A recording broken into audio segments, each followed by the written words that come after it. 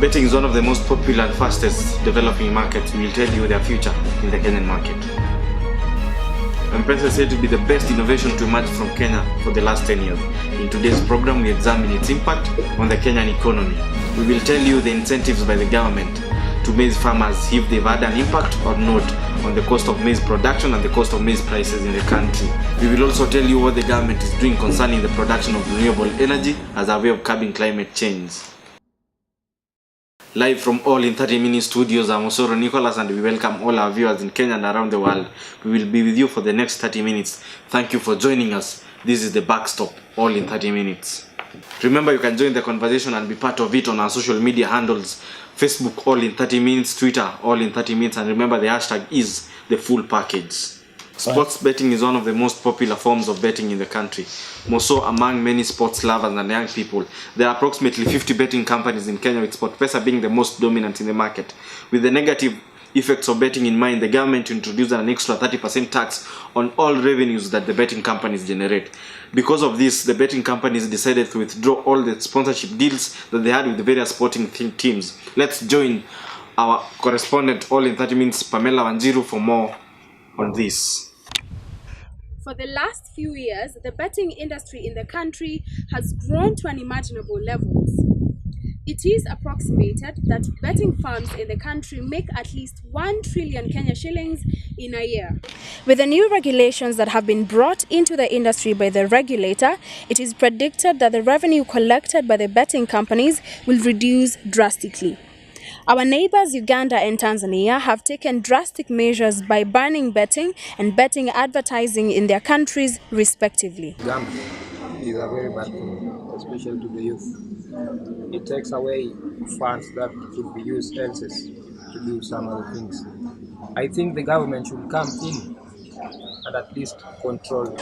Naweza sema betting ni nzuri kwa society, lakini sio society yote, kwa vijana. Will the government come up with more measures to control the industry? Hopefully, the government will find a better way to regulate the industry apart from imposing high taxes. The industry is proving to be a tough industry to regulate. Ours will be to wait and see what the government will do next. Reporting for All in 30 Minutes, my name is Pamela Wanjiru, Nairobi. Pamela, can you hear me? Yes, I can, Nick. Thank you very much for making time for us. From the story that you've done about sporting and betting industry in the country, what do you think the government should do? Well, Nick, thank you very much. There are definitely different challenges that are facing the betting industry, and the government needs to come up with regulations that will be able to regulate the betting industry to make it better, and it needs to do that as soon as possible. And what are the challenges that are facing the industry currently? And when it comes to the challenges, one of the things would be that the regulator does not have power to actually on who bets and who does not. And the other thing would be when it comes to Parliament, which is responsible for making these regulations, it does not implement them. Thank you very much, Pamela, for joining us. Have yourself a nice afternoon. Thank you very much, Nick. And now joining us to expand on this matter is the CEO of Brimatech Company, one of the betting companies that are emerging in Kenya, Mr. Jeremiah. Mr. Jeremiah, we appreciate that you've made time for us, and thank you for joining us in this program.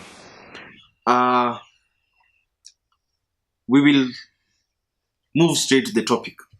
Do you think the government should increase the taxes that they charge the betting companies?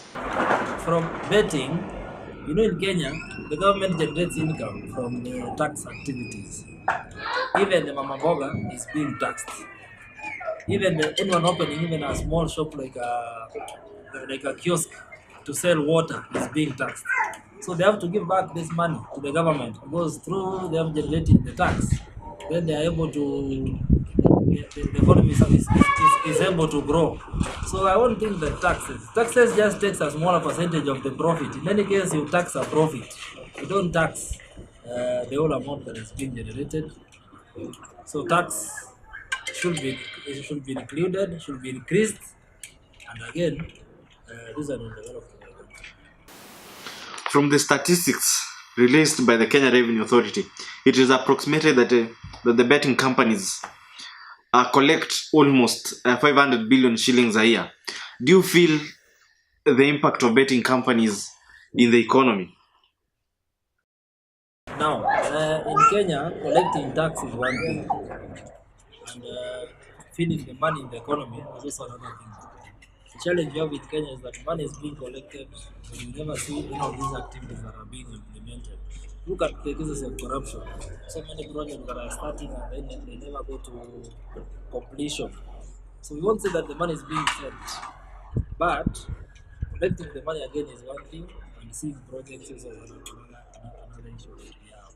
But the money is being collected and it's in the. Do you feel like now that the betting companies are involving M-Pesa and the mobile transfer money services, is it a threat to banks, or this is a platform that the banks have not really tapped into? Competition is allowed. In any country, competition is allowed. That's why you have the Competition Authority of Kenya doing the regulations. If a bank feels that this is an upcoming activity, they can also venture and diversify their business. These activities realize they are all over. Betting is not only in Kenya, betting is in several countries. So I don't think it's a threat to the banks. In any case, when you get the money, this money always has to go back to the bank. You don't keep the money back in the cash. If you win like 180 million, the money cannot be in M-Pesa, it has to be in the bank. And then in Kenya, realize money is oscillating between mobile banking, bank, so the money goes to the bank, it's withdrawn back to M-Pesa, and then from M-Pesa back to SportPesa. So the money is in saturation. Developed countries and also the European countries don't allow for the mobile betting industries in their country. Also, they do the shop betting. Do you think that it is time we as a country also moved away from mobile betting to shop betting, where someone can walk into a shop and buy a betting slip and bet? Do you think this is what we should do now? If you had me when I was beginning the conversation, I said that I support sport in Kenya, as long as it is regulated. One, we want more shops. If you look at Betika in Kenya has got so many shops. When you open a shop, it means people are going to get employment, and the landlords are going to get rent. So it's an idea of moving it from something that is very simple that anyone can play to making the sport, the activity professional. Thank you very much, Jeremiah, for joining us. We appreciate your time. M-Pesa is said to be the best innovation to emerge from Kenya for the last 10 years. It will be a surprise if you walk a kilometer without seeing an M-Pesa sign or a shop in almost all the major and small towns. Today we will re-examine the impact it has had on our economy. Remember, you can join the conversation on our social media platforms. At Twitter, all in 30 minutes. The hashtag is all in 30 minutes. And here is our own Teresa Morris with more about M-Pesa. M-Pesa is Kenya's and Africa's leading mobile money transfer platform with transactions of up to 2.4 trillion in 1 year. Again, 2.4 trillion in 1 year. Its success has been attributed to the fact that it has a diverse amount of products and services, including Fuliza, M-Kopa, M-Shwari, Lipa na M-Pesa, among very many other products. Ni fast. Sasa ukiwa hapa, ukiwa Polva, mahali popote, unaweza tumia M-Pesa. Kwa hivyo address ikuwe na ndio nayo inakuokanga like ni rare sana kukuwa na ndio ya Safaricom upate wako na services mingi sana zenye kama unalipa pesa kama ni TIN number, unalipa na TIN number. Yani services zao ni mingi. Zile ni kama ni sako uko nayo wamefungulia, ni kama ni masako hizo ni mapepi unapata unalipa ukiwa hapa tu. Kama mtu kama TIN number iko na advantage ya kuwa niko hapa na nataka kutumana vitu siku na roki. Si lazima nipe mtu na hiyo pesa. Naweka kwa simu na nalipa hapo kwa hiyo shop. Nalipia hapa nalipia mbali sana. Story na M-Pesa imesaidia. Seme previously before M-Pesa hakukuwa employment, sasa hii imesaidia wase wengi wametaka kupata kazi. Tukiangalia like traditionally kitambo huko unapata hakukuwa M-Pesa, so tulikuwa unapata msanii anatoka Nairobi afike tu Malika nyumbani apeleke pesa. Kwa hivyo sasa imesaidia juu unaweza tu send money. You can actually access M-Pesa from the comfort of your house, which is interesting as it is easily accessible due to its cheap rates, relatively cheap rates, by the Mama Mboga hapa mtaani and the politician at the comfort of his own home. This has led to a widespread in its popularity, making it one of the best and most accessible money transfer platform in Kenya and the rest of Africa. Well, this is Chiza Morris reporting for. And now joining us live from Nairobi is our correspondent Triza Morris to expand more on this. Thank you very much, Triza, for joining us. It is always a pleasure to have you around here.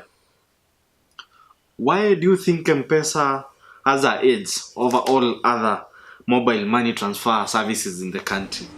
Well, Nick, thank you so much. After researching with locals within and also without Kenya, we have realized that Safaricom, which is the founding company that founded M-Pesa, has very powerful boosters, making its network easily accessible rather to even the people in Mashinani, unlike other network providers, including you and Airtel, where you would be in an area and the network is not being accessed, it cannot be accessed. From the figures quoted by the Kenya Revenue Authority, why do you think is the case that M-Pesa transacts more money per day than most banks in Kenya?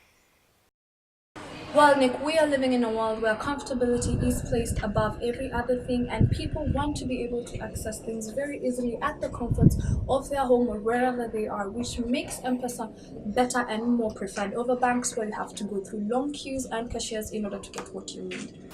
Do you think M-Pesa still has room to grow? I believe M-Pesa has a vast and very many opportunities to grow and even spread worldwide. We have seen it attracting the attention of international figures, and in my opinion, this could actually be a worldwide thing, just like Western Money and Western Union. M-Pesa has the capabilities of getting to a worldwide reach. As a parting shot, do you use M-Pesa yourself? I definitely use M-Pesa. Thank you very much, Triza. A pleasure having you around. And now joining us to expand more about this is Vincent, an economist by profession and the manager at the Daystar University Circle. Thank you very much, Vincent, for making time for us today. To start with, do you think that M-Pesa has had an impact on the Kenyan economy? Yes, quite well. It has really had a very big impact on the economy because if we go back to, let's say, before when the M-Pesa was not there, most of us were not able to kind of transact. Normally, the transactions were being done using the bank, majorly to the bank. So it was kind of hard. Maybe you have to go to the bank, go get your money from there. As compared to now, whereby you can just send money anytime, it's a real time, you're able to transact very fast. So I think it has really impacted us, and maybe contributed in terms of towards the economy, towards maybe the government making revenue, because of course they have to charge taxes and all that. So it has contributed to the economy, to the growth. And talking about that, do you think that M-Pesa is taking the banking space in the country? Yeah, of course, it has really taken a major space, because if in the past most people used to go to the banks, and I know maybe the banks were making a lot of money from taking those deposits and all that. But now, since this platform came in place, I know that it has kind of been difficult towards the bank side, because you see, like Safaricom, I think it's almost 30 million registered users. So you can imagine that if all those people were in the banking sector, they could only rely on the bank. I know they could have, the banks could have gotten some kind of much more money from there. But now, since M-Pesa is available, you are able to transact anywhere. And I think it has really affected the bank side. Yeah. And why do you think is the case that it has been very difficult for M-Pesa to expand to other African countries and even beyond the continent? I don't know, like even me, let's say, take for example me, the first SIM card that I registered was Safaricom. Maybe we will try to kind of to look at maybe how they kind of do their business. It's kind of different from other subscribers like now maybe Airtel, Orange and all that. It's like they kind of captured this market, the Kenyan market, and it's like they're like a monopoly. It's like most of the transactions people came to kind of rely so much on M-Pesa because of the efficiency. Sometimes like other networks, you're not able maybe to get the right network, maybe some failures or so. But for M-Pesa, I think, and Safaricom, I think that platform has really, really, really kind of come up like a monopoly in Kenya, let's say specifically in Kenya. So I think maybe it's the way they do their kind of maybe their products are quite different from others, and the network is very strong. It's not kind of fluctuating in most of the cases. So I think it has been quite a good, a good platform for them to kind of now take up the Kenyan economy. And why is it that all the other money transfer services in the country like Airtel Money, Telcom Money have not been of success like M-Pesa, or they've not had success like M-Pesa?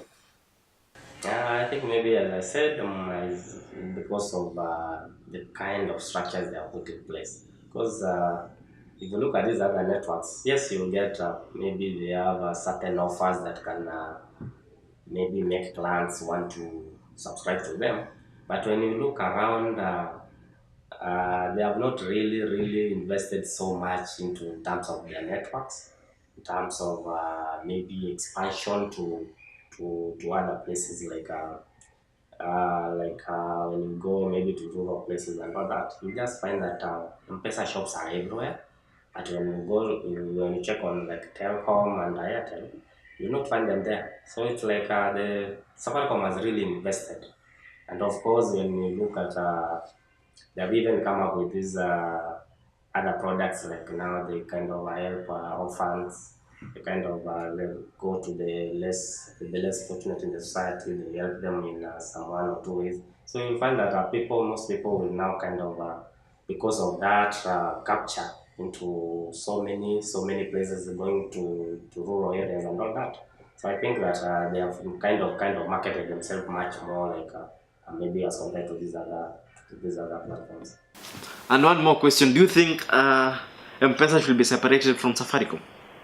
I don't know how they work, but I know they work hand in hand, of course. And I know it's a Kenyan who came up with maybe that idea, that mobile money transfer and all that. So you can. I don't know for that one.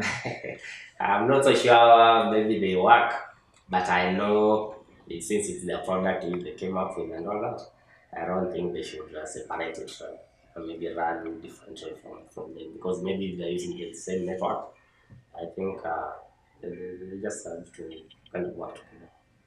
Thank you very much, Vincent, for joining us. Hope to see you again soon. Thank you so much.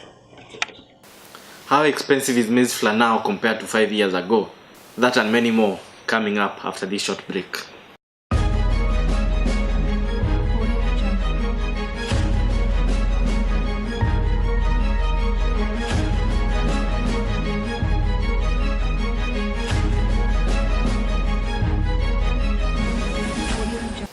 For the past few years, the national government has introduced incentives to local maize farmers with the aim of decreasing the prices of maize production. But the efforts seem to be bearing no fruit. It is time for the farmers to change their farming methods, or it is the government that is supposed to pay them more.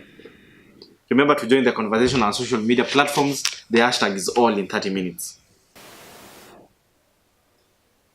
And now joining us or reporting about this matter is Shalin Kemunto, our reporter.